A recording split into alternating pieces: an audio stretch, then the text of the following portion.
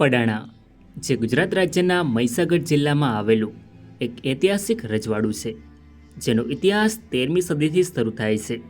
કડાણા જે ભારતની આઝાદી પહેલાં એક નાનું રજવાડું હતું, જેમાં અનેક શાસકો દ્વારા શાસન કરવામાં આવ્યું હતું. તેમના શાસનકાળ દરમિયાન બાંધવામાં આવેલ ઇમારતો આજે પણ કડાણા ગામમાં ખંડેર અવસ્થામાં જોવા મળે છે, જે જોઈને આપણને કડાણા રજવાડાનો ઇતિહાસ જાણવાની ઈચ્છાઓ જાગે છે. જેથી આજના વિડીયોમાં આપણે કડાણા રજવાડાનો ઇતિહાસ જાણીશું. નમસ્કાર મિત્રો, તો સ્વાગત છે એક નવા વિડીયોમાં. સો ફ્રેન્ડ્સ, હું છું ધર્મેશ અને ધર્મેશ પટેલ યુટ્યુબ ચેનલમાં તમારું સ્વાગત છે. સો ફ્રેન્ડ્સ, આજના વિડીયોમાં આપણે કડાણા રજવાડાનો ઇતિહાસ જાણીશું. સો વિડીયોમાં છેલ્લે સુધી બન્યા રહો. મિત્રો, કડાણા ગુજરાતના મહીસાગરમાં આવેલું એક સમયનું ઐતિહાસિક રજવાડું છે, જેની સ્થાપના 13મી સદીમાં પરમાર રાજપૂતો દ્વારા કરવામાં આવી હતી. તો મિત્રો, સૌપ્રથમ જાણીશું આપણે કડાણા રજવાડાની સ્થાપના કેવી રીતે થઈ અને કોના દ્વારા કરવામાં આવી. સદીઓ પહેલાં જ્યારે ભારત રાજાઓ અને યોદ્ધાઓની ગાથાઓથી ગુંજતું હતું, ત્યારે પરમાર વંશની શરૂઆત થઈ.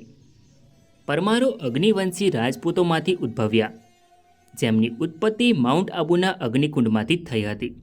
પૌરાણિક કથા અનુસાર ઋષિ વશિષ્ઠની કામધેનુ ગાયને ચોરી લેવામાં આવી હતી અને તેને બચાવવા માટે અગ્નિમાંથી એક શૂરવીરનો જન્મ થયો, જેનું નામ પડ્યું પરમાર. આ પરમાર વંશનો આદિપુરુષ બન્યો. આ વંશના રાજપૂતો શૌર્ય, ધર્મ અને સંસ્કૃતિના રક્ષક તરીકે ઓળખાતા હતા. 9મી સદીમાં પરમારોએ માળવામાં પોતાનું રાજ્ય સ્થાપ્યું, જેની રાજધાની ધાર હતી. રાજા વિક્રમાદિત્ય અને રાજા ભોજ જેવા મહારાજાઓએ આ વંશનું નામ રોશન કર્યું, જેઓ ન માત્ર યોદ્ધા હતા, પરંતુ કવિ, વિદ્વાન અને કલાપ્રેમી પણ હતા. આ પરમારોની એક શાખા માળવાથી સિંધ ગઈ અને ત્યાં પોતાનું શાસન કરવા લાગ્યા. આ શાખા સિંધના નગરથટ્ટામાં શાસન કરતા હતા. ત્યારબાદ 10મી સદીની આસપાસ પરમારોની આ શાખા સિંધના નગરથટ્ટાથી ગુજરાત તરફ આગળ વધી. આ શાખાના પરમારોએ ગુજરાતના આરાસુર પર્વતમાં પોતાનું પ્રથમ રાજ્ય સ્થાપ્યું, જેનું નામ હતું ચંદ્રાવતી. ચંદ્રાવતીમાં પરમારોએ ઘણા વર્ષો સુધી શાસન કર્યું. સોલંકી કાળમાં આ પરમારોમાંથી એક ઝાલમસિંહે ચંદ્રાવતીથી નીકળી ઝાલોદમાં પોતાની ગાદી સ્થાપી. ત્યારબાદ ઝાલમસિંહ પછી ઝાલોદમાં 6 રાજવીએ શાસન કર્યું, જેમાં છઠ્ઠા ઝાલમસિંહ બીજા હતા. તેમના શાસન દરમિયાન ઈસવીસન 1247માં મુસ્લિમ આક્રમણો સામે લડતા ઝાલમસિંહ મૃત્યુ પામે છે અને ઝાલોદ મુસ્લિમ સત્તા નીચે જતું રહ્યું. ઝાલમસિંહ બીજાને 2 પુત્રો હતા, સંત અને લીમદેવ.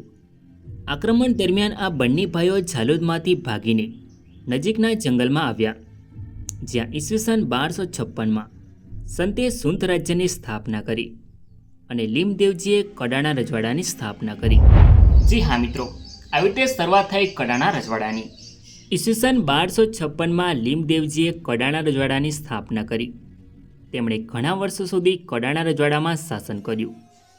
ત્યારબાદ લીમદેવજી પછી અનુક્રમે શાસન કરનારા શાસકોમાં મદેસિંહજી, ધ્રુવજી, સદાનસિંહ, શાર્દુલસિંહ, ભીમસિંહ, ખાનસિંહ, ભોજરાજ, રાઘવદાસ, અખેરાણ, સૂરજમલ, લીમજી, જગરૂપસિંહ, અનોપસિંહ, ઉમેદસિંહ, દોલતસિંહ, દેવીસિંહ, સુરસિંહ બીજા અને ભીમસિંહ, આવા અનેક શાસકોએ કડાણા રજવાડામાં શાસન કર્યું.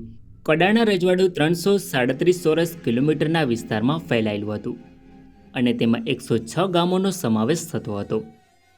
આ રજવાડું રેવાકાંઠા એજન્સીના નાના રજવાડાઓમાંનું એક હતું, જે બ્રિટિશ બોમ્બે પ્રેસિડેન્સીના અધિકાર હેઠળ હતું. બ્રિટિશ શાસન દરમિયાન બ્રિટિશ સરકારે આ પ્રદેશના ઘણા રજવાડાઓ સાથે સહાયક સંધિ કરી હતી, જેના હેઠળ કડાણા રજવાડું બ્રિટિશ રક્ષણ હેઠળ આવ્યું. કડાણા રજવાડું કદમાં નાનું હતું અને પૂરતા નાણાકીય અભાવોનો ભોગ બનતું હતું. પરિણામે રજવાડું બ્રિટિશ શાસનને ખંડણી આપતું ન હતું. કડાણા રજવાડાએ વારંવાર બાલાસિનોર, ડુંગરપુર અને સંતરામપુર રજવાડા સાથે સંઘર્ષ કર્યા. કડાણા રજવાડું એક નાનું રજવાડું હોવાથી તેની આર્થિક રચના મુખ્યત્વે કૃષિ પર આધારિત હતી. આ રજવાડું ભીલ અને કોળી સમુદાયોની મોટી વસ્તી ધરાવતું હતું.